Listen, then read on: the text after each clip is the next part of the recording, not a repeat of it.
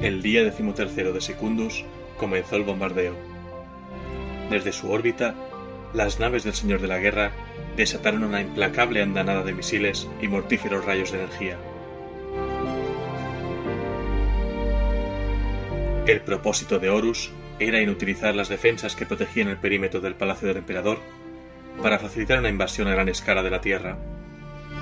Las naves traidoras lanzaron su ofensiva desde Marte y lograron destruir las bases lunares, aniquilar las defensas orbitales terrestres y dispersar las flotas leales que custodiaban la órbita planetaria.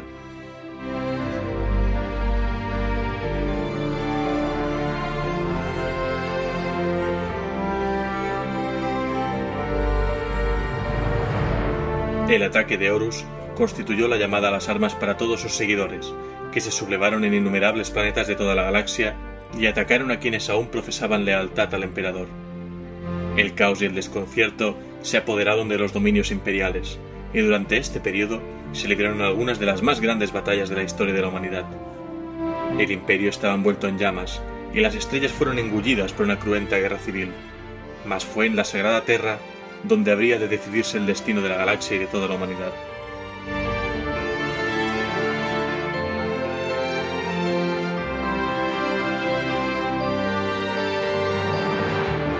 El cielo de Terra quedó ennegrecido por un velo de polvo y cenizas. Gigantescas fisuras agrietaron la superficie del planeta, y sus placas tectónicas protestaron por las presiones a las que se vieron sometidas. Cordilleras enteras se estremecieron, los océanos se evaporaron y quedaron reducidos a desiertos baldíos. Del oscuro cielo llovió sangre y ceniza. Los coros de astrópatas entonaban malos presagios y la humanidad enloquecía de terror. La flota de Horus entró en la órbita de aquel mundo desolado. Escudados por las ingeniosas defensas erigidas por sus tecnosacerdotes, los desdichados protectores de Terra se aprestaron para rechazar al invasor.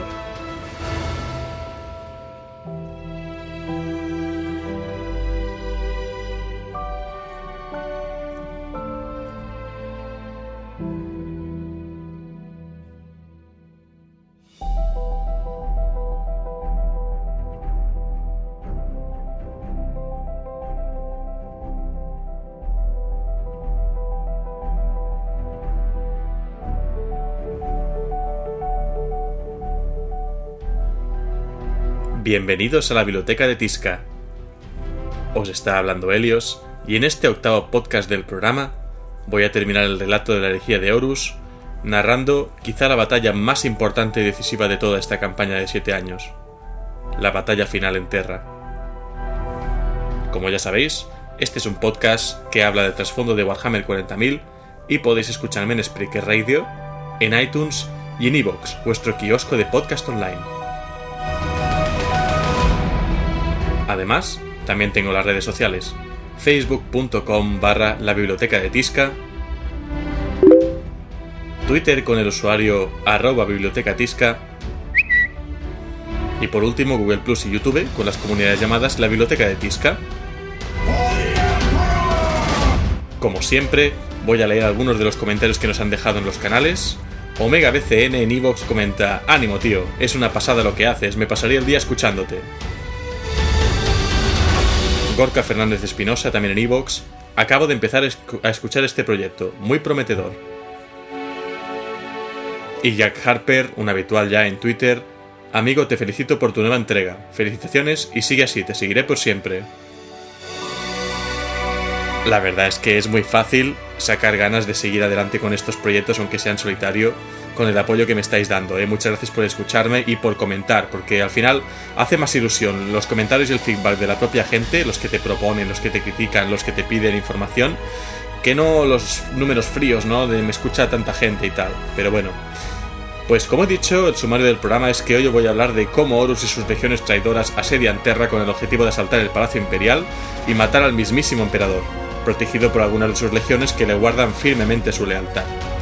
Va a ser un relato muy largo, no sé, es muy posible que pase bastante de la hora de duración, que no es lo que acostumo a hacer, pero es porque hoy voy a probar un nuevo formato que va a ser directamente el de la dramatización. Es decir, no solo voy a narrar 100% todo lo que ocurre, sino que voy a intentar también hacer un poco de diálogo y ser muy descriptivo con los combates, porque Sinceramente, esta batalla para mí es muy, muy, muy, muy importante. Quizá es mi favorita de toda la campaña de la Elegía de Horus.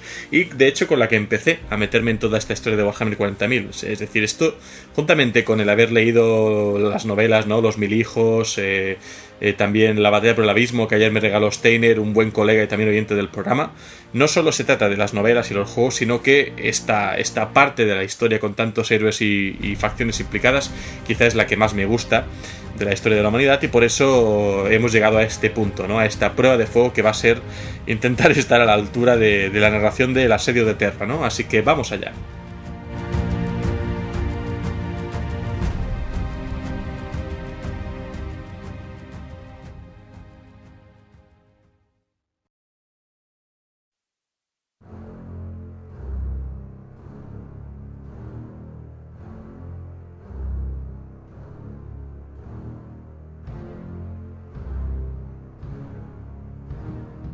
Los leales defensores del Imperio planificaron la defensa y se prepararon para resistir la acometida enemiga. En el interior del propio Palacio Imperial, la escolta personal del Emperador, la Guardia Custodia, aguardaba lista para entrar en combate. A su lado se hallaba la Legión de los Ángeles Sangrientos, comandada por su primarca, el Ángel Sanguinius. Al otro lado de los muros del palacio se había desplegado la Legión de los Cicatrices Blancas, liderada por el primarca Yagatai Khan, y bajo las ruinas de la Basílica Imperial, la Legión de los Puños Imperiales de Rogal Dorn ultimaban los preparativos para la inminente batalla. La superficie del planeta se estremeció con el bombardeo, mientras las estruendosas divisiones mecanizadas abrían paso entre la devastación y tomaban posiciones para repeler la invasión. Los valerosos soldados comprobaron sus armas y ofrecieron una última plegaria a los dioses de la guerra. Las torretas de defensa láser giraron para apuntar al ominoso cielo. De repente, las estelas de las cápsulas de desembarco iluminaron la noche.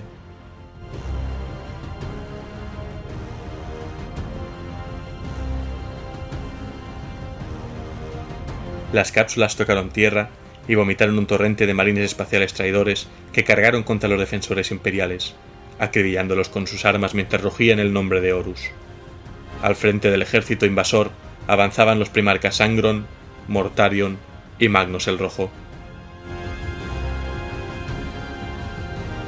El poderoso Angron bramaba órdenes a sus sanguinarios seguidores, los devoradores de mundos, enloquecidos por el zumbido de los injertos neurológicos implantados quirúrgicamente en sus cerebros. Enarbolando su gran espada rúnica, que chisporroteaba de poder arcano, Angron condujo a sus tropas hacia la línea de defensa del espaciopuerto de la Muralla Eterna. Los proyectiles de Volter silbaban alrededor de sus guerreros de roja armadura, que avanzaban impertérritos, decididos a capturar la estructura fortificada y degollar a sus defensores. Mortarion dio una orden con su áspera voz, y al instante su guardia de la muerte emergió sin hacer ruido de las vainas purulentas que contenían sus cápsulas de desembarco, y avanzó hacia sus aterrorizados enemigos. Las pavorosas runas de la guadaña de Mortarion emitieron un resplandor fantasmagórico en la noche cuando ordenó con un gesto el avance de sus marines de plaga. La gigantesca figura de Magnus el Rojo lanzó una mirada triunfal a su alrededor con su único y penetrante ojo antes de ordenar a los guerreros brujos de los Mil Hijos que descargasen sus conjuros de muerte y destrucción sobre el enemigo.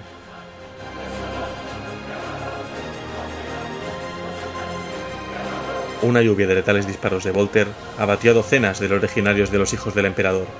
Sin apenas inmutarse, los restantes hijos hendieron las filas enemigas mientras alababan a su primarca Fulgrim.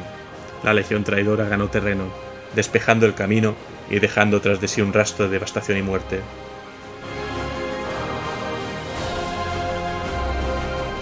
Es posible que, en el fragor de la batalla, algunos defensores enloquecieran de puro pánico. Quizá la corrupción del caos desatada por Horus hubiera arraigado más profundamente de lo que nadie sospechaba. Tal vez algunos cometieron la imprudencia de pensar que podían parlamentar con el enemigo. Fuera como fuese, aún había de producirse un último acto de infamia. Muchas de las unidades de la Guardia Imperial que habían jurado lealtad al emperador se volvieron contra él cuando aún no habían aterrizado todas las cápsulas de desembarco de los marines traidores. Parecía como si aquello fuese una señal establecida de antemano para que volvieran sus armas contra sus propios camaradas y los fulminasen con sus disparos. Sin duda, fue uno de los más viles actos de traición que jamás se hayan perpetrado en la historia de la humanidad. El espaciopuerto de la Puerta del León fue capturado por los invasores. Los traidores corearon el nombre de Horus y recitaron plegarias demenciales, y como respuesta a sus aullidos, el aire rieló y escupió una horda de babeantes demonios procedentes de la disformidad, sembrando el pánico y la desesperación en las filas imperiales.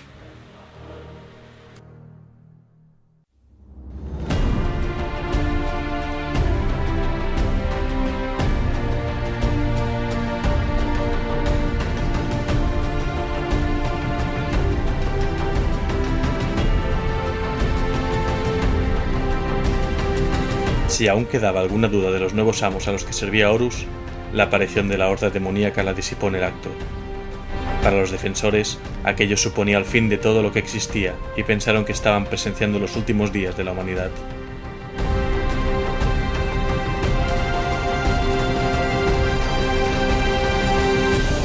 El señor de la guerra ordenó la movilización del resto de su ejército, y a su señal los transportes de tropas de su flota iniciaron las maniobras de aterrizaje.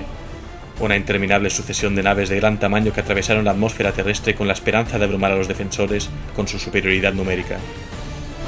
A diferencia de las cápsulas de desembarco, en la que habían aterrizado los marines espaciales traidores, aquellas descomunales y abotargadas naves eran blancos fáciles para las armas de los defensores, y así fue como la batalla por tierra alcanzó su punto álgido.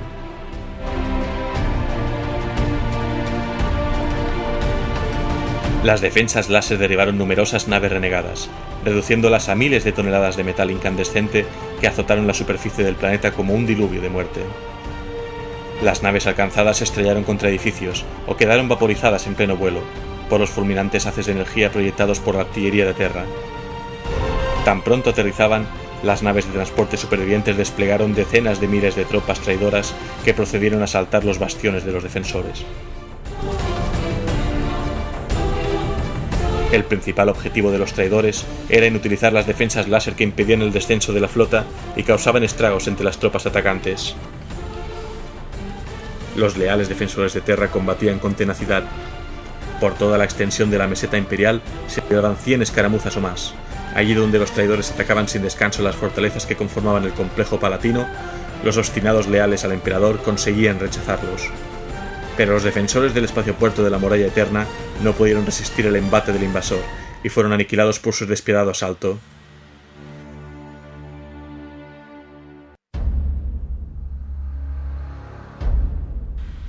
Las hordas del Señor de la Guerra ocuparon la totalidad del puerto espacial, permitiendo así que multitud de naves descendieran de su órbita y se posaran sobre las pistas de aterrizaje, cerniéndose sobre ellas como rascacielos de pesadilla, cubiertos de siniestras runas que refulgían diabólicamente en la penumbra.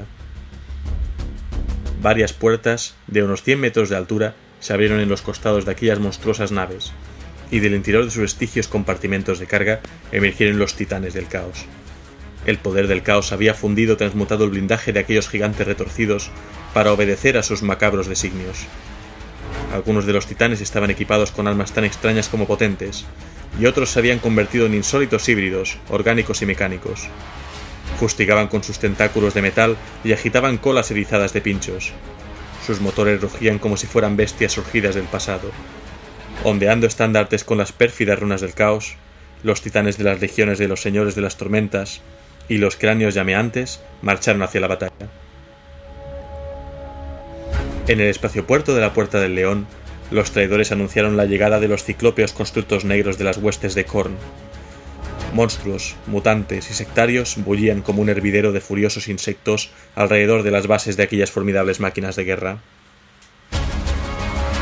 Los traidores continuaron su avance imparable. Reforzados por los titanes del caos y las mortíferas máquinas de guerra de Khorne, se abrieron paso a través de las tropas leales, exhaustas y desmoralizadas, hasta llegar a los muros del mismísimo Palacio Imperial. Los rabiosos devoradores de mundos se abalanzaron hacia la fachada de mármol y acero del perímetro exterior del palacio. Hordas de los imparables milijos marcharon sin detenerse, barriendo a los defensores con los disparos de sus vólteres. La legión de los hijos del emperador aniquiló las divisiones acorazadas que les hicieron frente y se aproximaron a la puerta saturnina. Se produjeron cruentos enfrentamientos a lo largo de todo el perímetro exterior, allí donde los defensores imperiales asomaban en un intento por rechazar a los atacantes antes de que pudieran abrir una brecha por la que colarse. Las dotaciones leales al emperador desataron una lluvia de muerte desde las posiciones artilladas de los muros del palacio. Una y otra vez, despejaron los patios y pasarelas del exterior del palacio, pero por cada hueste enemiga que eliminaban, otra volvió a ocupar su lugar. Al cabo de pocas horas, las fuerzas de Horus se hicieron con el control de los espaciopuertos del complejo palatino, destruyendo miles de máquinas de guerra imperiales y matando a decenas de millares de fieles soldados. Las hordas del Señor de la Guerra se dispusieron a marchar contra los muros del palacio.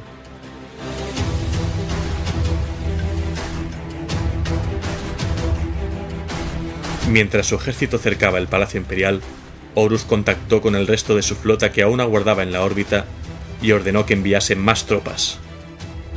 Era tal la cantidad de soldados traidores que podían formar en extensas columnas desde los espaciopuertos de la Puerta del León y la Muralla Eterna hasta el propio palacio imperial. Además de marines traidores, el formidable ejército de Horus estaba compuesto por numerosos titanes, unidades traidoras de la Guardia Imperial, sectarios, mutantes y demonios. Los sobrevolaban escuadrones de cañoneras Thunderhawk, y los contingentes de brigadas acorazadas que marchaban hacia el palacio levantaban enormes nubes de polvo a su paso. El palacio estaba rodeado por el ejército del Señor de la Guerra. La ofensiva se trasladó a la totalidad del perímetro del palacio, impulsada por las órdenes de los primarcas traidores y la propia ambición desmedida de Horus.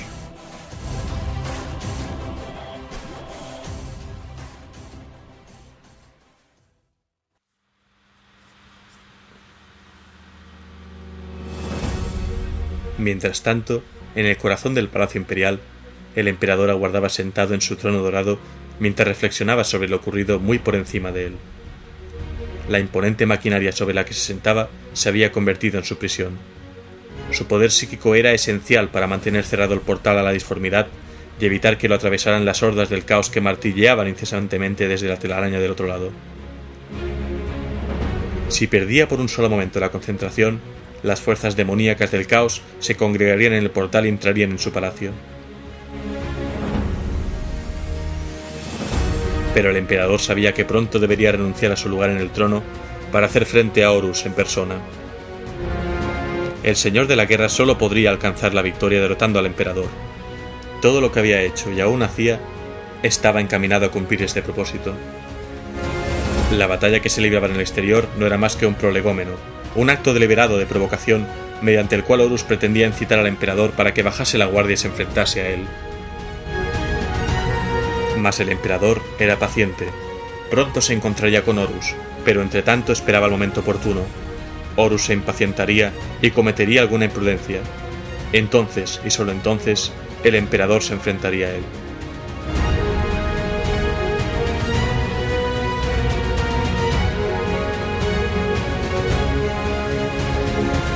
El asedio del palacio se prolongó durante días, y las bajas aumentaron de miles a decenas de millares, y finalmente a centenares de miles.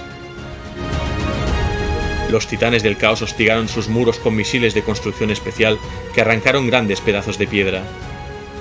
Los titanes de los avispas de fuego respondieron con sus cañones volcán.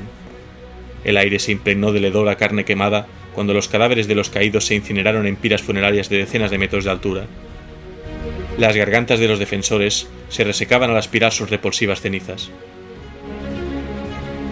Los devoradores de mundos, ya enloquecidos de manera irremediable, erigieron una pirámide de cráneos calcinados en la plaza del templo. Al caer la noche, los cánticos de los depravados sectarios resonaron en la oscuridad y terribles entidades demoníacas revolotearon por entre las ruinas de Terra. Lentamente, centímetro a centímetro, los defensores se vieron obligados a ceder terreno. Los grandes muros del palacio estaban plagados de interminables corredores y mamparos, y en el interior de aquel laberinto se libraron infinidad de escaramuzas y sangrientos combates cuerpo a cuerpo. A medida que se recrudecían los enfrentamientos, los pasadizos quedaban cada vez más congestionados con cadáveres hinchados. Horus ordenó a su ejército que avanzase, exhortándolo a que superase los muros exteriores. La legión de titanes de la cabeza de la muerte recibió la orden de derribar los muros. Los crueles titanes comenzaron a demoler secciones enteras del bastión. Los defensores les infligieron terribles pérdidas. En cuestión de minutos fueron destruidos 3, 4 y hasta 5 titanes. pero los mastodontes del caos no cejaron en su empeño y continuaron batiendo los muros.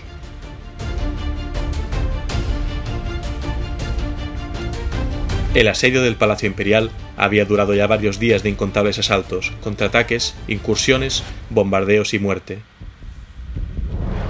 La batalla proseguía con furia. Poco a poco, los muros empezaron a desmoronarse, y con ellos, los disparos y el ánimo de los defensores. El demonio que antaño fuese Fulgrim se sentía hastiado por todo aquello. No había maquinado tantos planes y conjuras para limitarse a esperar que esos insignificantes mortales derribasen una muralla. Ansiaba entrar en acción, deseaba que ocurriese algo, pero los defensores del palacio rechazaban continuamente a los atacantes. Por muchas tropas que arrojasen contra los muros, siempre resistían. El demonio sospechó la situación y decidió que ya no la soportaba más. Sin duda, habría presas más fáciles en algún otro rincón del planeta.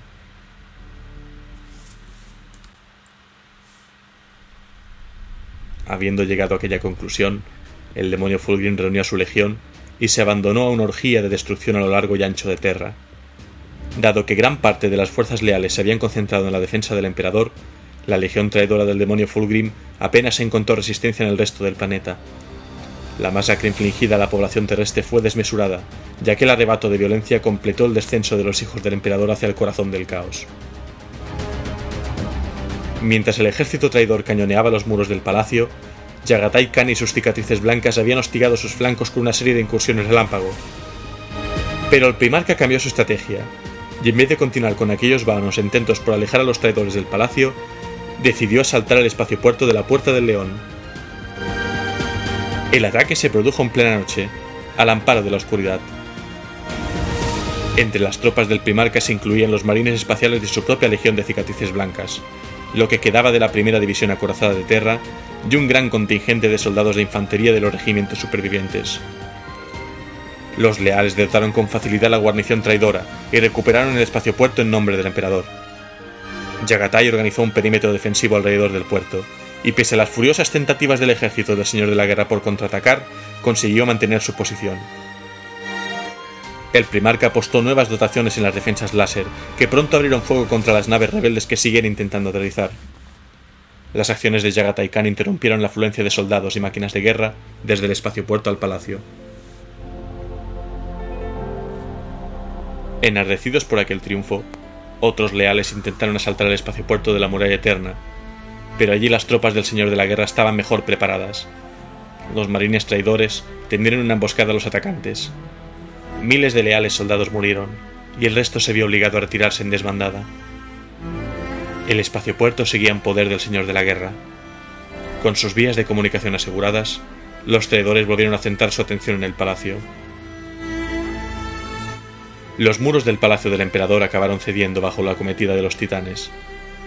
Los inmensos titanes Warlord de la legión aplastaron los últimos metros de baluarte y liberaron un torrente de traidores en los patios interiores del palacio. Las tropas invasoras chocaron con la guarnición que defendía el palacio, y la batalla prosiguió con furia en los otrora jardines privados del emperador.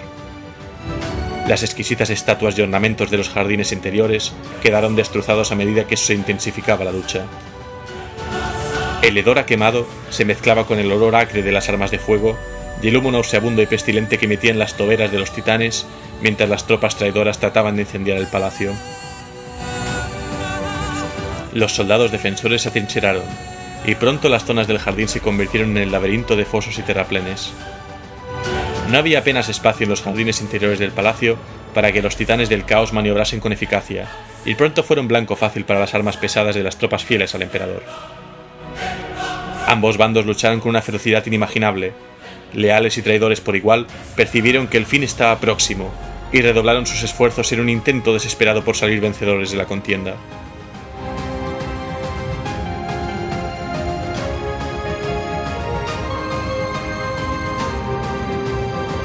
Mientras sus tropas combatían, los comandantes del asediado ejército del emperador se reunieron en el interior del palacio para planear la última estrategia de la batalla. Sanguinius era el más veterano de todos los presentes. Dorn y Yagatai se hallaban librando sus propios combates más allá de los muros del palacio. Junto al primarca de los Ángeles Sangrientos, había varios custodios de alto rango y también Malcador el Sigilita. Sanguinius mandó a los custodios que contraatacasen a los invasores que habían llegado a los jardines interiores. Su cometido era mantener a raya a los traidores el tiempo suficiente para que las legiones de Yagata y Rogaldorn acudiesen en su ayuda. Sanguinius y su legión protegerían las principales entradas al edificio del palacio, formando así la última línea de defensa caso de que los traidores superasen a los custodios. El primarca solicitó a Malcador que diera aviso a Khan y a Dorn para que llevasen sus legiones al palacio. Malcador abandonó la reunión para enviar los comunicados y asistir al emperador. Finalmente, había recibido la orden que tanto había temido. El emperador estaba listo para bajar del trono dorado y enfrentarse a Horus, y Malcador sabía que debería sacrificar su propia vida en aras de la victoria. Sanguinius ocupó su puesto sobre la última puerta, la entrada principal al palacio imperial. Bajo él, sus ángeles sangrientos condujeron a los heridos a través del gran pórtico. Desde su posición elevada, el primarca podía ver la ingente masa de traidores que avanzaba hacia las brechas abiertas en la muralla bastionada. Era tal su número que no tardarían en arrollar a los pocos defensores que quedaban. Observó a los custodios iniciando el contraataque. La escolta del emperador combatió con una eficacia brutal, y no había nadie en toda la horda traidora capaz de resistirlos, pero eran demasiado pocos, y sus ataques tan solo aplazaban lo inevitable. Los custodios no vacilaron un solo instante, y volvieron a la carga una y otra vez, pero sus fuerzas menguaban con cada oleada enemiga, y poco a poco fueron replegándose de regreso al palacio. Una figura descomunal se alzó de entre las tropas de Horus. Era una criatura inmensa, más grande que todas las que había a su alrededor, y mientras se erguía, desplegó un par de enormes alas coriáceas y emprendió el vuelo. Se trataba de un devorador de almas, uno de los grandes demonios de Khorne, y el enemigo más terrible y peligroso de la hueste del dios de la sangre. El demonio voló hacia Sanguinius, y éste lo reconoció al instante. Su nombre era Ka'Bandha, y ya se había enfrentado antes a él. Las dos poderosas figuras se encontraron sobre la última puerta y se enzarzaron en un violento combate aéreo. Ambas estaban dotadas de alas. Las del ángel eran de un blanco muy puro y brillaban con fuerza incluso a través del humo grasiento que se elevaba desde el campo de batalla. Pero el devorador de almas era una criatura de alas negras y correosas, surgida de las peores pesadillas. Las tropas que luchaban en tierra parecieron detenerse para observar a las dos figuras que daban vueltas en círculos sobre sus cabezas. «Escucha mis palabras, criatura de las tinieblas. Pagarás muy caro todo el mal que has sobrado en el pasado», sentenció el ángel mientras hundía su espada en el rostro del demonio, perforando uno de sus ojos. El demonio huyó de dolor, pero giró alrededor del primarca fustigándolo con su látigo y tratando de desmembrarlo con su enorme hacha. El azote del demonio alcanzó a Sanguinius en un ala y le hizo tambalearse en pleno vuelo. El devorador de almas aprovechó su aturdimiento para agarrarlo por el cuello con su inmensa zarpa. Sanguinius lanzó un tajo contra el costado del demonio. La bestia se contrajo de dolor, pero no soltó a su presa. «Estás acabado, patético pajarillo», bramó el demonio, y luego arrojó al primarca hacia la puerta que había bajo ellos. La estructura de granito se resquebrajó con el impacto de su cuerpo. La horda traidora prorrumpió en vítores. El primarca yacía inmóvil sobre la piedra agrietada, y el demonio aterrizó junto a él, preparado para asestarle el golpe de gracia. La monstruosa criatura echó la cabeza hacia atrás y lanzó un alarido de júbilo. «Sangre para el dios de la sangre, y un nuevo cráneo para el trono de cráneos». Mientras el demonio aullaba triunfante sobre él, Sanguinius hizo acopio de sus fuerzas, y con un esfuerzo sobrehumano, se levantó para enfrentarse a Ka'Bandha por última vez. «Has cantado victoria demasiado pronto, demonio. Aún no estoy acabado, y todavía he de cobrarme venganza. Todavía no ha llegado mi hora, ni serás tú quien me dé muerte». Y tras pronunciar aquellas palabras, Sanguinius se abalanzó hacia el demonio, le agarró de la muñeca y el tobillo, levantó en vilo a la bestia y la aplastó con fuerza contra su rodilla. El crujido de su espalda al romperse hizo retumbar la estructura de piedra sobre la que se hallaban y reverberó por todo el complejo palatino. Las hordas lo contemplaron todo, sumidas en el silencio estupefacto. Sanguinius, que había cobrado un aspecto terrible, alzó el cadáver del demonio por encima de su cabeza. Una descarga de energía recorrió su frente mientras hacía girar el cuerpo del mastodonte quebrado, hasta que finalmente lo arrojó contra sus propios acólitos demoníacos. Los traidores se golpearon el pecho y gimieron desesperados. Los ángeles sangrientos vitorearon a su primarca, y la última puerta se cerró a cal y canto impidiendo el paso de las hordas traidoras.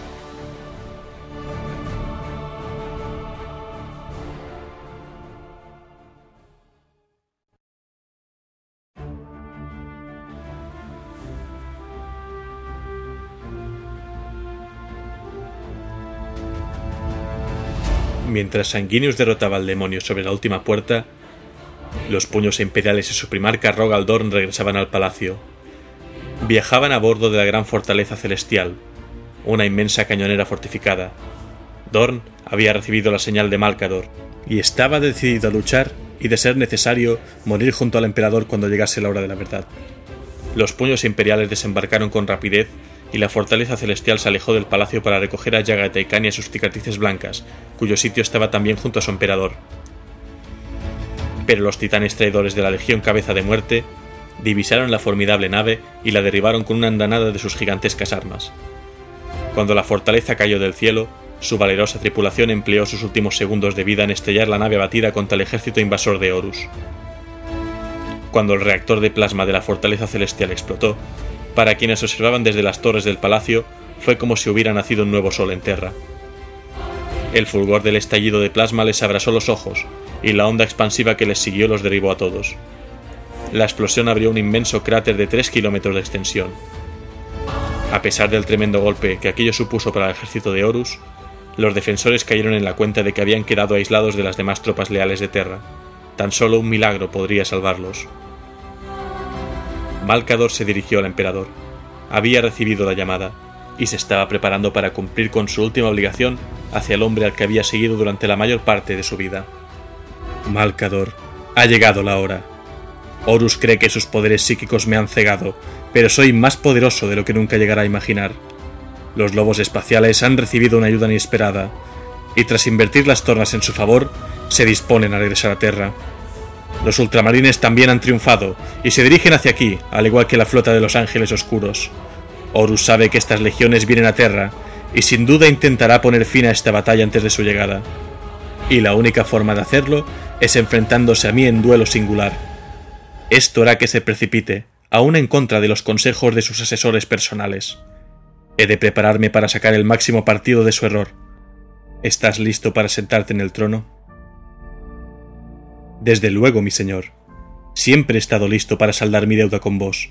Mi vida os ha pertenecido desde la primera vez que nos conocimos. Te lo agradezco, viejo amigo. Tu sacrificio será recordado por siempre. Antes de que Malcador el Sigilita ascendiese al trono dorado, tenía una última tarea que cumplir. Se puso en pie ante el emperador, y al instante se congregó a su alrededor un grupo de 12 sirvientes encapuchados. Malcador levantó la vista hacia el emperador y la máquina a la que se hallaba conectado.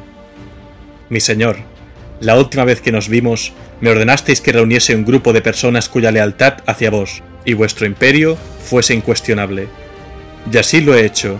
Me he esforzado mucho para hallar a los más dignos individuos.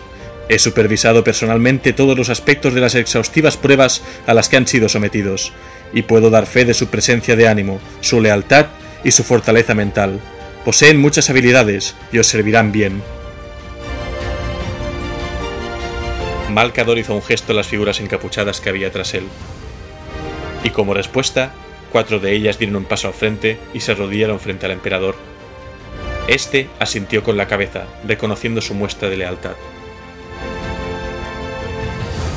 Mi señor, a estos otros ya los conocéis. Son marines espaciales que han renunciado a las legiones y primarcas que se han unido a Horus para haceros un juramento de fidelidad a vos, su padre y emperador. He escogido estos 8 porque, además de su inquebrantable lealtad, todos ellos están bendecidos con habilidades paranormales que han conservado en estado latente respetando vuestros deseos. Sin embargo, estas habilidades son idóneas para combatir a los horrores que han emergido de la disformidad, y estoy convencido de que resultarán de vital importancia en los años venideros. Has sobrado con sabiduría, Malcador. Estos 8 marines espaciales desempeñarán un papel crucial en el futuro del Imperio, mas su existencia no habrá de ser revelada.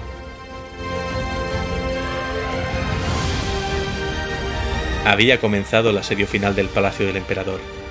Las tropas traidoras de refuerzo atravesaron las grandes brechas abiertas en la muralla exterior y entraron en los vastos patios interiores que rodeaban el edificio del palacio.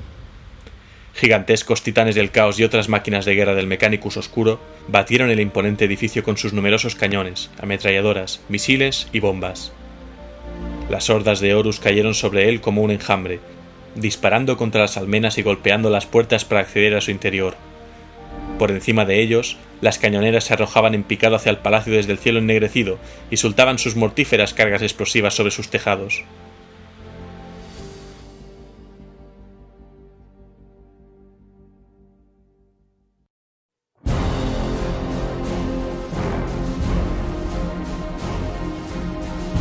Pero los muros del palacio eran gruesos, y sus defensas habían sido bien planificadas.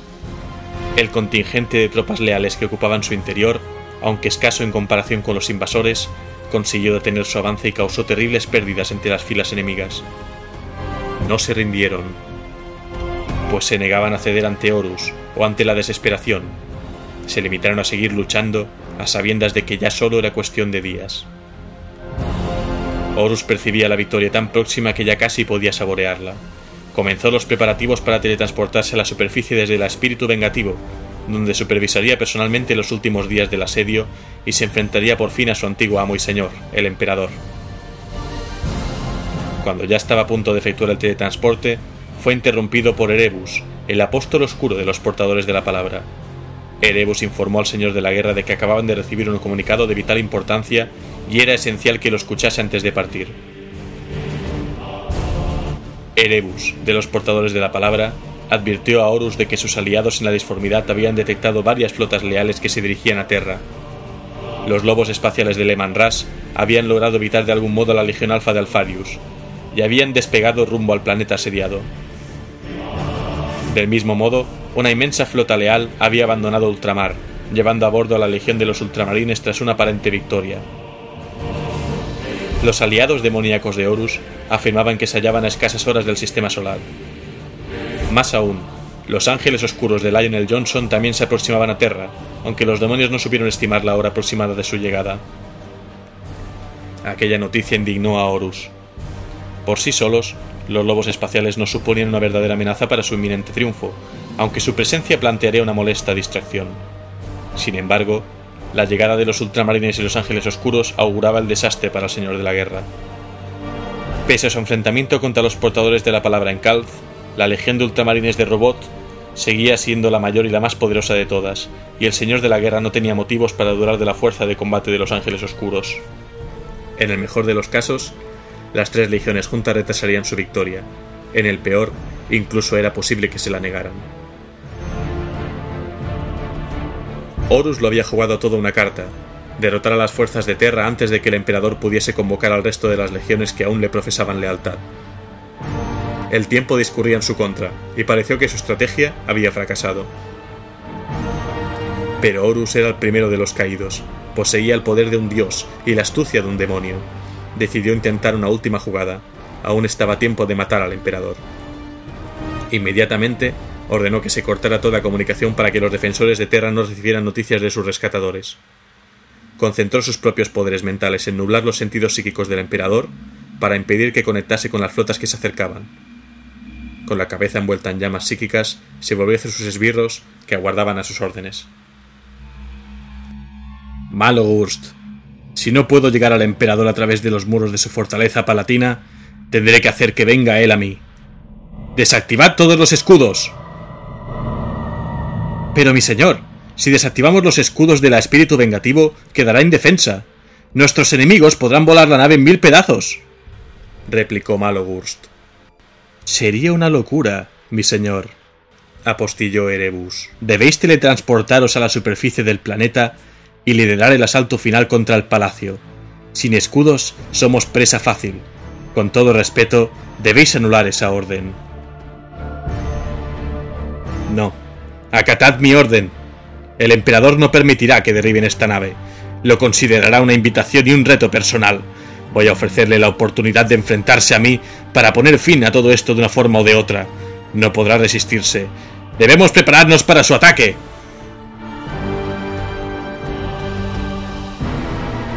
Malcador el Sigilita subió al trono dorado para sustituir al emperador, que ahora se hallaba ante el constructo acompañado por sus fieles capitanes Rogaldorn y Sanguinius. La extensa maraña de maquinaria que rodeaba el trono palpitaba henchida de poder. Descargas de energía estática recorrían sus cables y conductos, y el aire estaba impregnado de olor a ozono. Malcador no podía articular palabra. Tal era el grado de concentración que necesitaba para controlar las tempestuosas fuerzas que quedaron a su disposición. «Contemplad el más grande sacrificio de nuestra era», exclamó el emperador dirigiéndose a los dos poderosos primarcas. Malcador ya no será conocido como el Sigilita. A partir de este momento, siempre será recordado como Malcador el héroe. Y tras pronunciar aquellas palabras, las tres figuras abandonaron las criptas del palacio y se prepararon para teletransportarse a la nave de batalla de Horus. El señor de la guerra había ordenado desactivar los escudos de su nave. Aquello era una clara invitación para el emperador, y también el error que el amo de la humanidad había estado esperando. He de aceptar el desafío del señor de la guerra y viajar a bordo de su nave. Allí le haré frente y pondré fin a toda esta debacle, dijo el emperador a su escolta. Vosotros debéis permanecer aquí, y preparaos para las consecuencias de este duelo. Sea cual sea el desenlace, habréis de devolverme al trono. Malcador está ganando tiempo para nosotros, y es un lujo del que no disponemos en abundancia. El emperador conminó a sus leales primarcas que esperasen en el palacio a su regreso de la nave de batalla de Horus. Dorn y Sanguinius no estaban dispuestos a consentirlo. Por primera y posiblemente única vez, se negaron a obedecer la orden de su señor. Sanguinius fue el primero en hablar. «Mi señor, no permaneceré aquí de brazos cruzados mientras vos arriesgáis la vida a bordo de la endemoniada nave de Horus. Aunque el combate con ese gran demonio me ha debilitado sobremanera, aún me restan fuerzas para ayudaros. Mi espada estará a vuestra disposición». «Nada de lo que consigamos aquí importará si vos fracasáis», añadió Dorn con idéntica firmeza. «Me niego a dejar que lo hagáis solo. Ese traidor es muy artero y debéis tomar todas las precauciones que podamos ofreceros por si os reservase algún truco».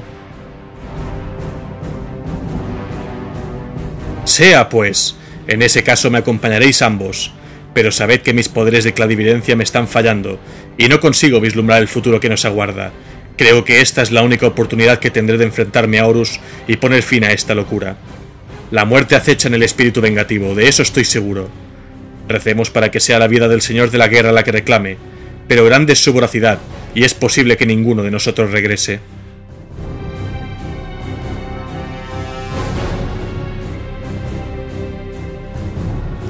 Los primarcas no se dejaron disuadir por los comentarios del emperador, y así fue como los tres guerreros, acompañados por un destacamento de la propia guardia custodia del emperador, se teletransportaron a la nave de batalla de Horus.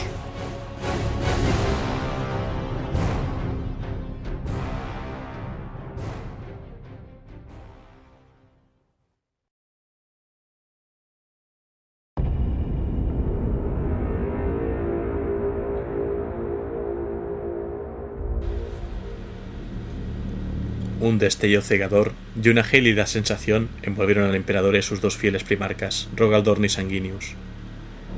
Se habían teletransportado a la nave insignia del señor de la guerra. El emperador se detuvo un instante para orientarse y se percató de que algo había salido mal. Se encontraba en una cámara enorme de proporciones desiguales, acompañado tan solo por un puñado de sus custodios. El resto de su escolta y los primarcas no estaban con ellos. ¿Cómo era posible?, se preguntó. ¿Acaso Horus había desviado el haz del teletransporte? ¿Tan poderoso se había vuelto? Su mente se vio invadida por un barullo de voces demenciales. Había figuras atrapadas en los muros de piedra de aquella gran sala. Unas manos inhumanas se extendieron hacia él, aferrándolo con fuerza pétrea, pero el emperador se zafó con facilidad. Sus camaradas no tuvieron tanta suerte. Los fogonazos y el traqueteo de sus vólteres inundaron la habitación mientras los custodios trataban de rechazar a sus demoníacos asaltantes. Uno de ellos gritó al ser absorbido por los oscuros y viscosos muros. Una serie de ondas se propagaron por toda la pared desde el lugar por el que se había desvanecido. Los demás custodios fueron apresados y forcejearon en un intento por eludir a la suerte de su camarada. El emperador blandió su espada, cercenando miembros y liberando a los que estaban atrapados. Luego concentró sus energías psíquicas. Un halo trémulo envolvió su cabeza cuando desató una ínfima porción de su poder. Lo suficiente para enviar una oleada de destrucción hacia los demonios, destruyéndolos por completo sin causar el más mínimo daño a sus hombres. El emperador miró en derredor, buscando algún indicio de sus primarcas, pero los muros de la nave de batalla de Horus parecían bloquear su visión psíquica. Hizo un gesto a los custodios supervivientes para que le siguieran, y partió en busca del puente de mando de la nave.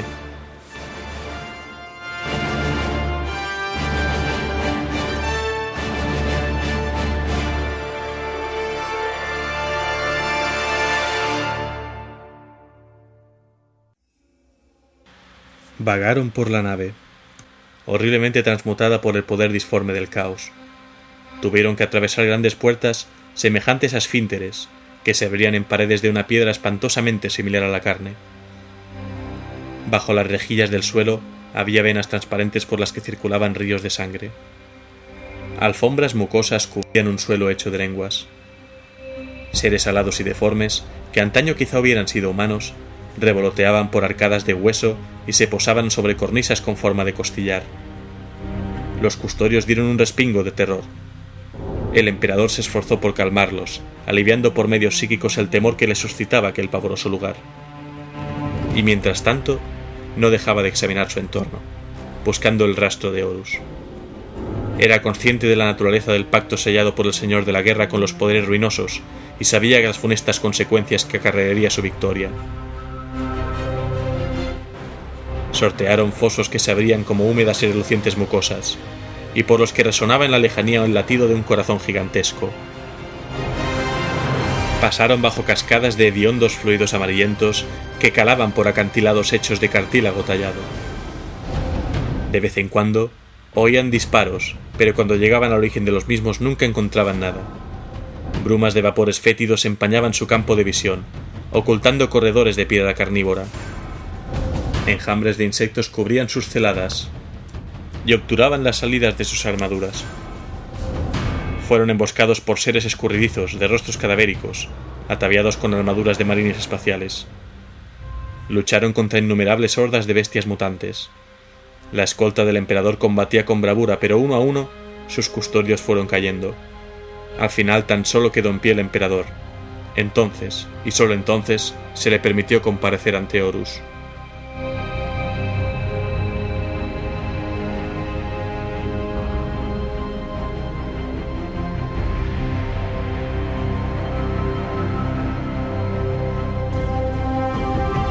El emperador entró en el puente de mando del espíritu vengativo y vio a Horus. El señor de la guerra se hallaba en pie, con las piernas separadas, sobre el cuerpo de un ángel caído. A través de la portilla de observación que tenía detrás, podía verse el desolado planeta como una simple baratija que Horus podía estrujar con una sola de sus garras. A su alrededor yacían multitud de custodios muertos. El rostro del señor de la guerra estaba iluminado por una luz sanguínea que surgía del interior de su armadura. Se volvió hacia el emperador y habló.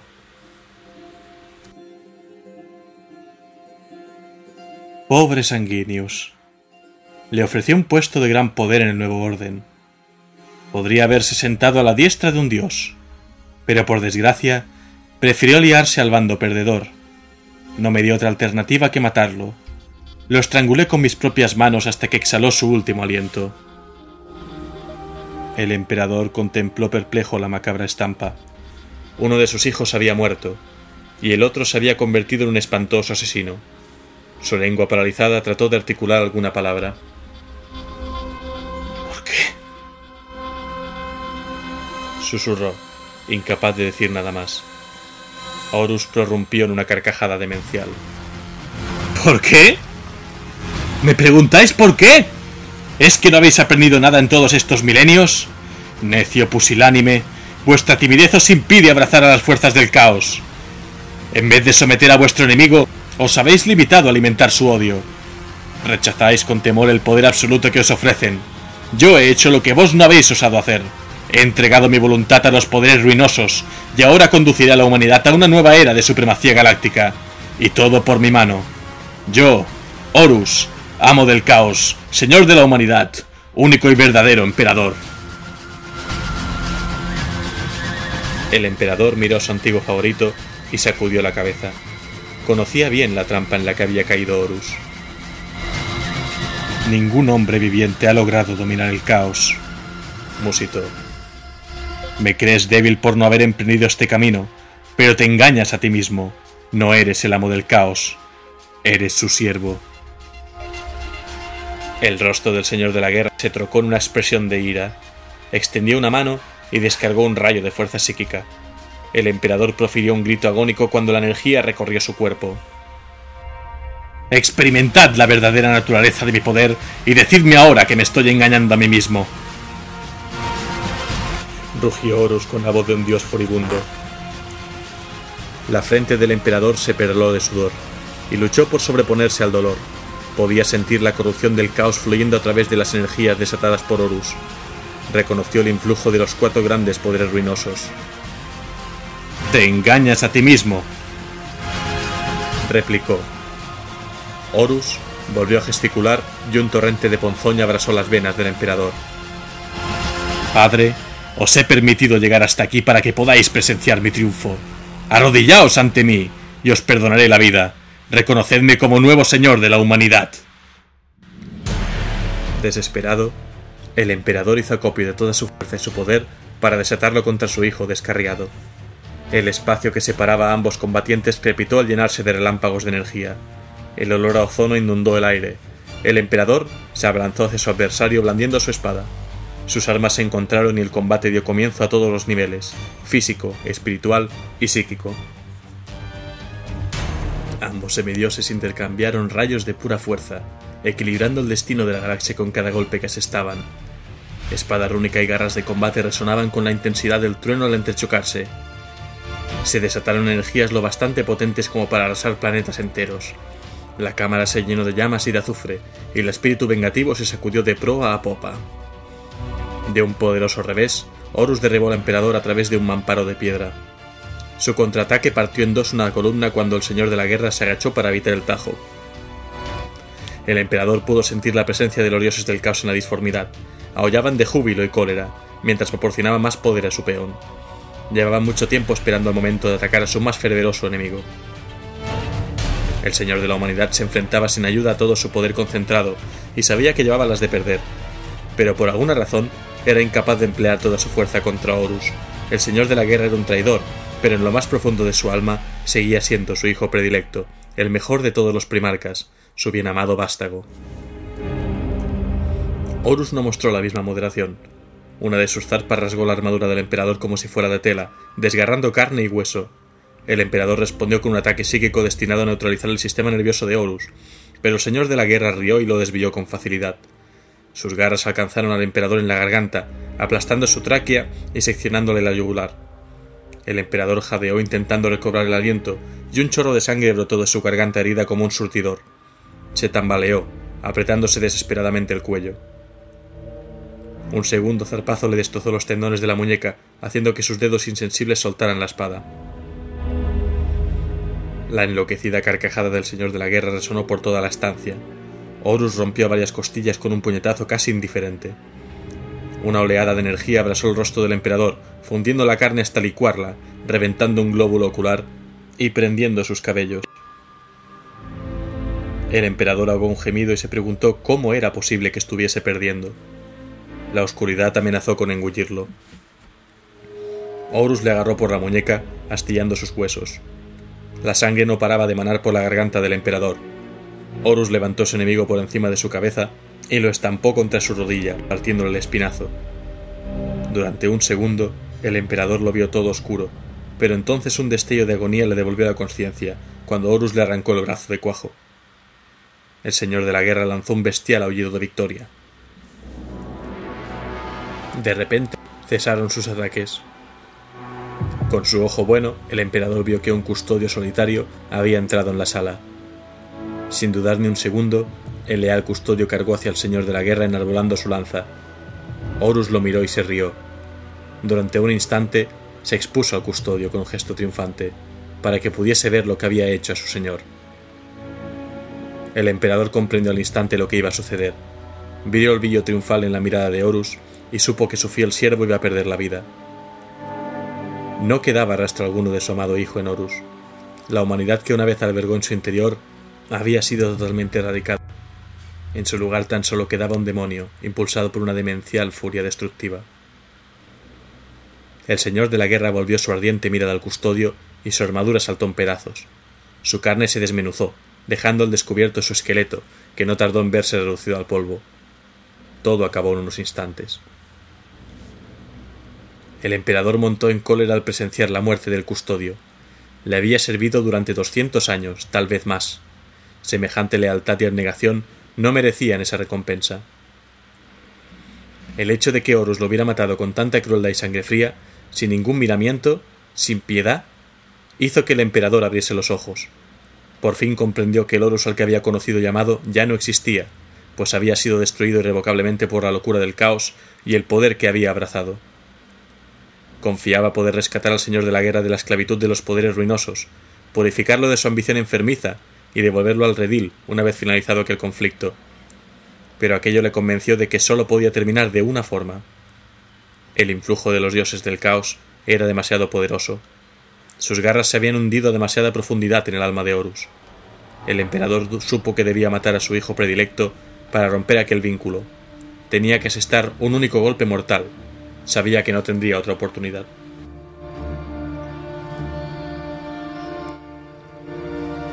El emperador se aprovechó del breve respiro que le había proporcionado la muerte de su custodio para poner en marcha su plan.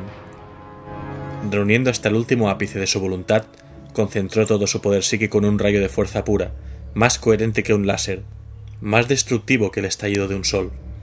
Lanzó el proyectil hacia Horus, una lanza de energía dirigida al corazón del lunático. Horus percibió el incremento de energía y se volvió para enfrentarse al emperador. Su sorpresa se trocó en horror cuando comprendió la intensidad del ataque y la muerte que auguraba. El rayo psíquico del emperador alcanzó al señor de la guerra. Horus gritó, y la destrucción lo envolvió, retorciéndolo y sacudiendo su cuerpo con una agonía titánica.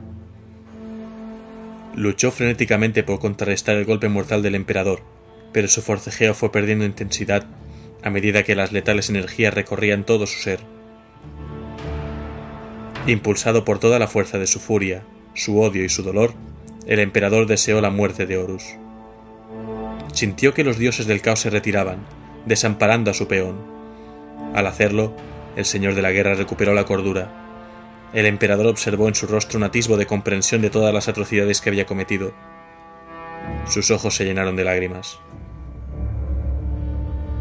Horus aulló de dolor y remordimiento a través del torrente de la acometida psíquica del emperador, y presa de un gran sufrimiento, murmuró sus últimas palabras. He sido un necio. Estaba tan equivocado. Lo he echado todo a perder. Os he traicionado. Padre, no os pido que me perdonéis. Poned fin a mi tormento. ¡Matadme ya! Soy demasiado débil para resistirme a ellos. Me están llamando. Por favor, acabad con esto. Horus era libre, pero el emperador sabía que él mismo estaba a punto de morir, y que los dioses del caos volverían a intentar poseer al señor de la guerra. Y él no estaría presente para detenerlo por segunda vez. El riesgo era demasiado elevado. Horus debía morir. Pero durante un breve instante, al mirar a su viejo amigo a la cara, dudó, incapaz de acabar con su vida. Pero entonces pensó en la masacre que aún tenía lugar en Terra y que podría prolongarse para siempre. Aquel pensamiento lo llenó de determinación. Desterró de su mente todo sentimiento de piedad y compasión. La vació de las nociones de amistad, camaradería y amor. Su mirada se cruzó con la de Horus y vio que él también lo comprendía. Y luego, Con frío conocimiento de lo que estaba haciendo, el emperador destruyó al Señor de la Guerra.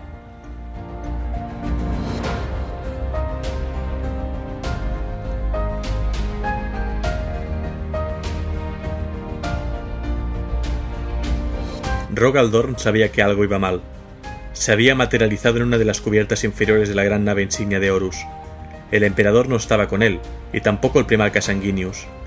La guardia custodia, la escolta personal de su señor, lo rodeó de inmediato adoptando una postura defensiva. ¿Qué ha pasado?, preguntó uno de ellos. ¿Dónde está el emperador? Parece que nos han engañado, replicó el primarca. Horus ha debido de emplear sus malas artes para separarnos. Debemos encontrar al emperador cueste lo que cueste, y cuanto antes. Tan pronto hubo terminado de pronunciar aquellas palabras, el grupo fue atacado. Una inmensa horda surgió de los laberínticos corredores del espíritu vengativo y cargó contra los leales guerreros. Ni Dorn ni los custodios habían visto antes seres parecidos, mutantes, monstruos y marines espaciales horriblemente transmutados que les disparaban, arañaban, escupían y azotaban sin descanso. El aire se llenó de llamas y ruido. Los disparos abrieron agujeros en sus armaduras y las zarpas desgarraron su carne. Los atacantes no habrían tenido problemas en vencer y destruir a rivales ordinarios, pero aunque varios custodios cayeron víctimas de su acometida, el resto opuso más resistencia.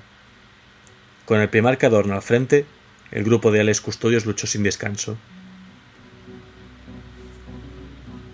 Abatieron a sus adversarios con proyectiles de Volter, espadas de energía y la fuerza de su voluntad. Centenares murieron en la tormenta de fuego resultante. La horda del caos no solo fue detenida por la ferocidad y valentía de los defensores, sino que huyó en desbandada. Cuando la horda se hubo retirado, Dorn ordenó a los custodios que avanzasen tras ella. No había tiempo que perder. Tenían que encontrar al emperador, y así recorrieron las entrañas de la gargantuesca e infecta nave. En cada recodo del camino se topaban con nuevos enemigos, pero siempre lograban rechazarlos. De vez en cuando la propia nave parecía atacarles. De las paredes brotaban nauseabundos tentáculos que los apresaban, grotescos poros que arrojaban una lluvia de espinas sobre ellos, nubes gaseosas de asfixiantes vapores exhalados desde úlceras supurantes. Algunos murieron, pero Dorn y el resto de la guardia se abrieron paso a través de todos los peligros que se interpusieron entre ellos y su objetivo. Con el tiempo, tras lo que se les antojó una eternidad de combates, los ataques cesaron y la nave quedó inmóvil. Rogal Dorn y los últimos custodios supervivientes corrieron hacia el puente de mando del espíritu vengativo, la gran cámara donde el emperador y Horus habían librado su duelo a muerte, y entonces la desesperación se apoderó de ellos.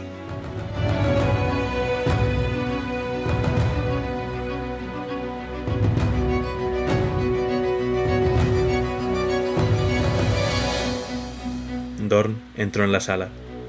Vio el cuerpo mutilado del emperador y el cascarón marchito que había dentro de la armadura del Señor de la Guerra, y el terror atenazó su alma.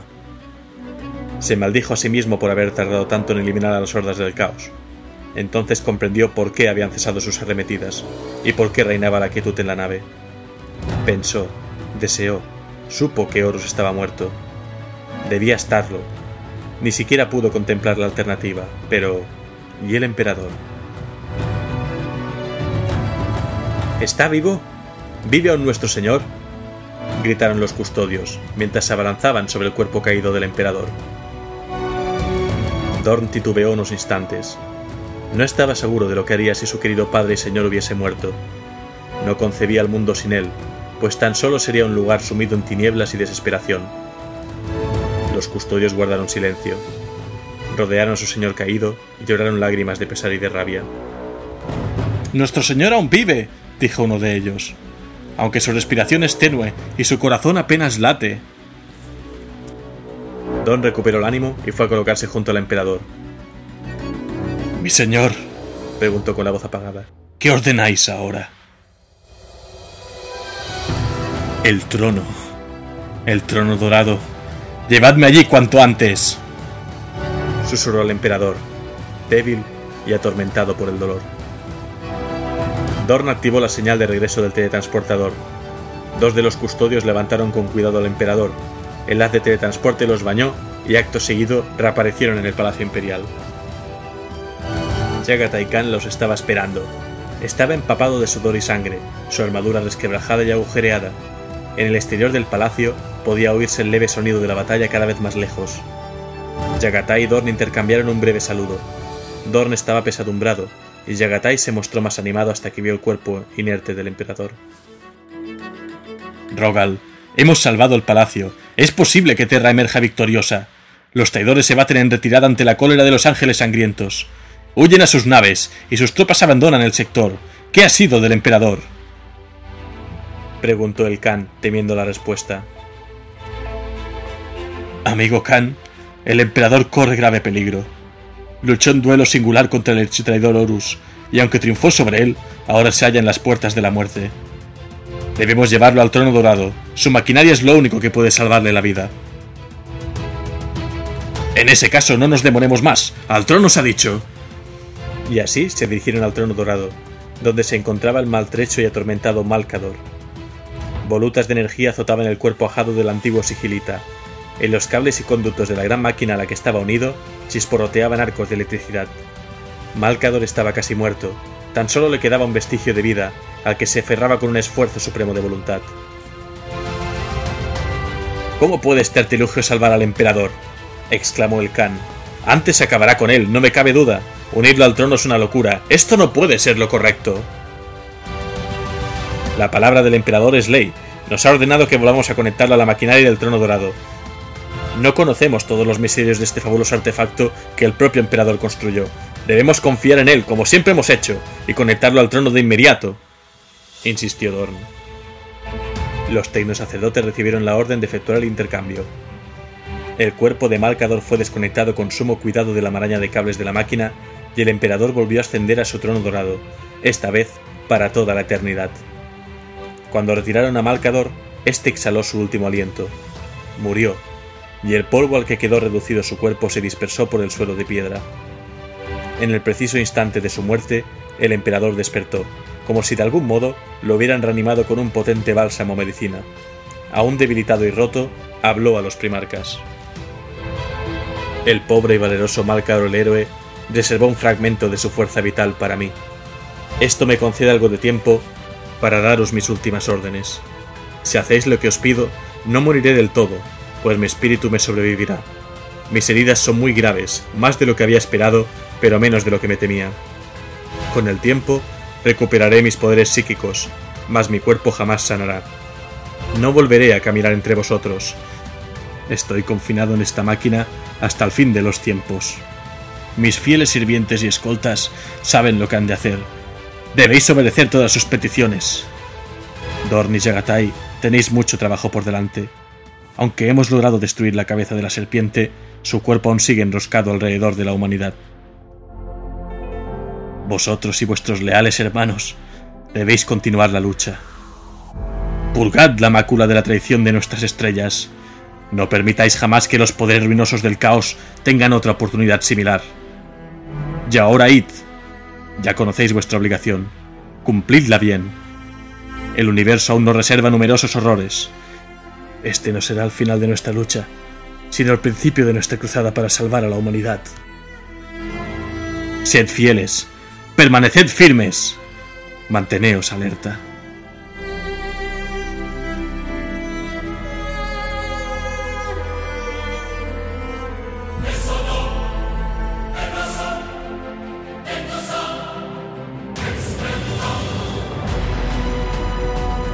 Aquellas fueron las últimas palabras del emperador. Los comandantes de la Legión de los Ángeles Sangrientos sabían que su bien amado primarca Sanguinius se había teletransportado con el emperador para hacer frente a Horus. Le suplicaron que le permitiese acompañarle, pero el ángel se negó, pues su deber era defender el palacio imperial. Y lo defendieron con valentía y honor. Lucharon junto a la guardia custodia y los puños imperiales para mantener a raya las hordas del caos. De repente, sin previo aviso, todos y cada uno de los marines espaciales de los Ángeles Sangrientos tuvieron una visión cegadora. Una imagen de pesadilla en la que cada uno de ellos era Sanguinius, y el architraidor Horus les estrangulaba con sus manos desnudas.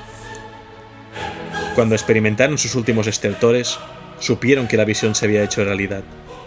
Una intensa furia creció en su interior, La oscuridad que había contaminado sus almas en Cygnus se apoderó de ellos y se volvieron locos de rabia. Haciendo caso omiso de todo sentido del peligro y del deber, se abalanzaron hacia la horda que se hallaba ya al otro lado de los muros.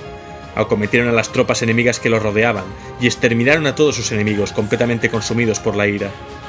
Bañados en sangre, los ángeles de sanguíneos descargaron su cólera sobre el ejército del Señor de la Guerra.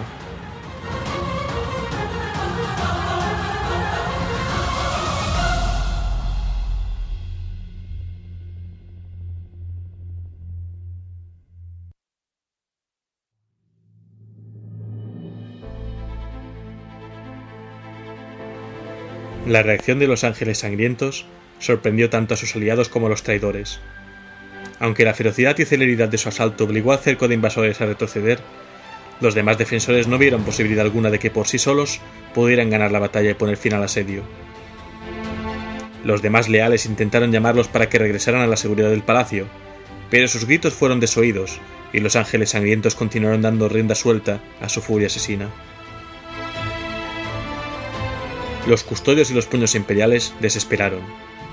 Si las fuerzas de Horus se reagrupaban y volvían a atacar el palacio, no se creían capaces de contenerlos sin la ayuda de los ángeles sangrientos. ¿Se trataba de un plan maléfico del Señor de la Guerra? ¿Quizá algún conjuro maligno con el que pretendía atraer a los defensores uno a uno para derrotarlos de forma sistemática? Súbitamente quedó claro que aquello no había sido planeado por Horus. El Señor de la Guerra había muerto. La onda expansiva psíquica causada por su muerte emergió de la disformidad y cubrió toda Terra.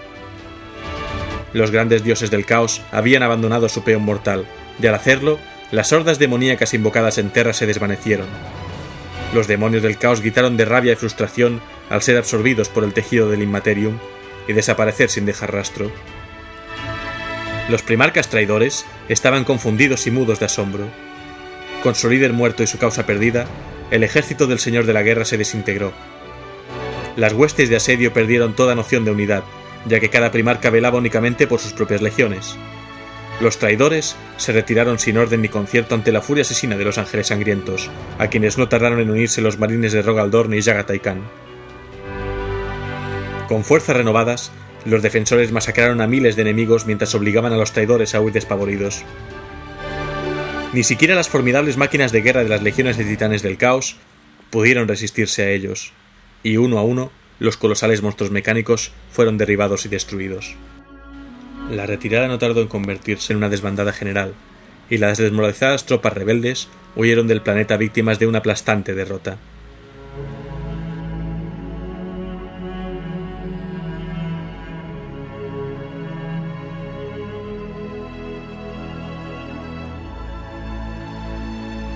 Las legiones traidoras se refugiaron en sus naves. Cuando estaba a punto de subir la suya, Angron, el primarca demoníaco de los devoradores de mundos, volvió la mirada hacia el reluciente palacio imperial que había estado a punto de conquistar, y alzó el puño en señal de amenaza. Profirió un gruñido de cólera, luego se encogió de hombros y se marchó. Él y sus camaradas rebeldes tendrían toda la eternidad para urdir planes de venganza.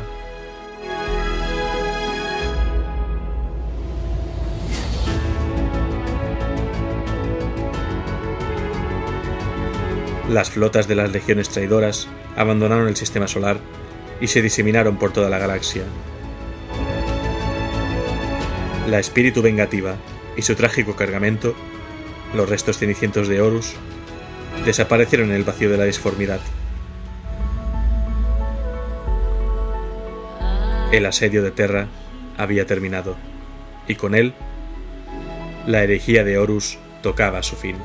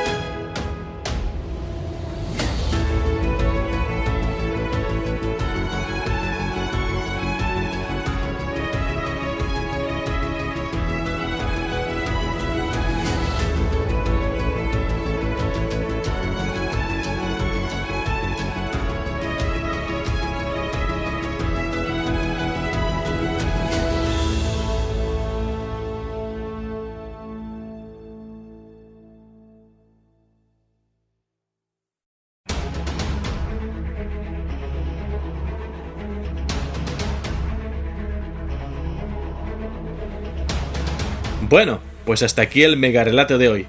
Espero que os haya gustado cómo he tratado de recrear un poco esta gran batalla que sucedió en la Sagrada Terra, con todos sus elementos, ¿no? Primero, como el ejército leal prácticamente es desmoralizado por la interminable horda de sirvientes del Señor de la Guerra que les está asediando, ¿no? Desde los propios marines del caos hasta demonios, mutantes, todo tipo de horrores, y además están en inferioridad numérica. Pero claro, al mismo tiempo, el saber que se están aproximando a Terra los refuerzos de los ángeles oscuros, los ultramarines y los lobos espaciales, hace que Horus tenga que apresurarse, ¿no? Y jugárselo todo a una única carta en este último duelo. La verdad es que es una perfecta recreación de lo que podría ser una batalla de Warhammer 40.000. Es decir, dos ejércitos enormes luchando entre ellos, con soldados, guardia imperial, titanes, máquinas de guerra, incluso los héroes por ahí en medio dando órdenes y batiéndose en duelo entre sí. Y luego al final pues este gran duelo, como digo, entre dos titanes, ¿no? Que prácticamente pueden haber arrasado un planeta entero con la energía que van liberando en su combate. Pues eso, espero que os haya gustado. Lo he grabado un poco antes de lo que esperaba. Quería dejar reposar unos días para ir macerando toda esta información, pero no os negaré que me hacía mucha ilusión grabar esto, ¿no? Y tenerlo aquí a posteridad. No sé si alguien había hecho algo así, de narrar toda la batalla, pero vamos, básicamente es que son, ahora lo estoy contando, que son 14 páginas, 15, 16, 17, 18 páginas de guión. Pero bueno, como digo, espero que os haya gustado. Ya sé que no es mi fuerte entonar diálogos y demás, pero bueno, creo que ha quedado más o menos claro quién decía qué, ¿no? Os está hablando Helios, esto es la Biblioteca de Tisca, y en este octavo podcast hemos terminado por fin la batalla final en Terra, poniendo fin al conflicto de la herejía de Horus en la historia de la humanidad. Podéis escucharme en Spreaker Radio, en iTunes y en iVoox, vuestro kiosco de podcast online. Y también tengo las redes sociales: facebook.com/podcast la Biblioteca de Tisca, en Twitter el usuario @bibliotecatisca, y en Google Plus y en YouTube las comunidades llamadas la Biblioteca de Tisca. Mi recomendación de hoy es el juego de tablero La herejía de Horus, de Fantasy Flight Games. Es difícil de encontrar porque está descatalogado oficialmente, pero si lo lográis, merece mucho la pena, pues se centra justamente en el conflicto que he narrado hoy, el asalto final de Horus a Terra y su duelo cara a cara con el mismísimo emperador. En su día costaba unos 100 euros, pero a veces Edge Entertainment vende unidades que le quedan de forma temporal a mitad de precio. De hecho, lo hizo por el Black Friday pasado. También se pueden conseguir por eBay y en otros sitios a 60-80 euros, aunque difícilmente en español ya. Un jugador en este juego encarna al bando traidor y, con el tiempo en contra, debe conseguir matar al emperador o bien dominar los 4 espaciopuertos de Terra antes de que lleguen las naves de más legiones leales al emperador. Para ello, tendrá a su disposición a las legiones traidoras con sus marines espaciales, sus titanes y sus demonios del caos, además del apoyo y bombardeo de la nave insignia de Horus, el espíritu vengativo. El otro jugador encarna al bando leal y deberá proteger el palacio y mantener el control en tantos espaciopuertos como pueda mientras llegan los refuerzos. Para eso tendrá a su disposición a las manos del emperador, es decir, las hermanas del silencio y los adeptus custodes, la guardia imperial, si es que no ha sido corrompida por Horus, que también es posible, y a sus legiones de astartes y titanes leales. El tablero es grande y vistoso, de 90 por 60 centímetros, y con edificios tridimensionales de plástico para darle relieve al campo de batalla. El reglamento requiere algo de práctica, pero al cabo de 1 o 2 partidas ya se domina, pues consiste en elegir bien las acciones de cada turno y usar bien las cartas, ya que no hay dados que tirar, que es algo bastante curioso en un juego de Warhammer. Para mí es el mejor juego para representar y rememorar la gran batalla final que decidió el destino del Imperio, y la trayectoria que seguiría hasta el milenio 41, e incluso puedes cambiar el resultado de este combate. Además de las reglas de cómo funciona todo, ¿no? Los primarcas, las tropas, los combates, los refuerzos, todo este tema, te viene un librillo extra que te trae como 5 o 6 escenarios distintos que cambian la colocación inicial, el bombardeo que hay antes de la batalla y algunas cosas más para hacer batallas un poco distintas y que equilibren más a favor de uno o de los otro de los bandos, digamos. Así que da un poco para jugar también. La pega, es un juego caro, es solo para 2 jugadores y está muy difícil de encontrar, pero si lo tenéis, merecerá la pena, creedme. Así que nada, me despido, esto ha sido la Biblioteca de Tisca y hasta el próximo programa.